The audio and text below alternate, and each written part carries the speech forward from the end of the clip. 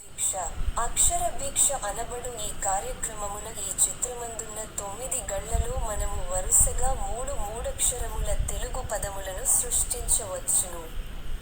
ఆ 3 పదముల మొదటి మరియు మూడవ అక్షరములను మాత్రము ఇచ్చి మధ్యనున్న రెండవ గడిని మాత్రము ఖాళీగా ఉంచుట జరిగినది.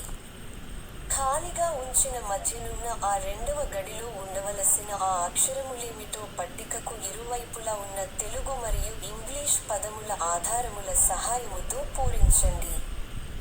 ఒకవేళ 2 నిముషములలోగా మీరు పూరించలేకపోయిన ఎడల మేము వాటిని పూరించి సమస్యను పరిష్కరించగలము.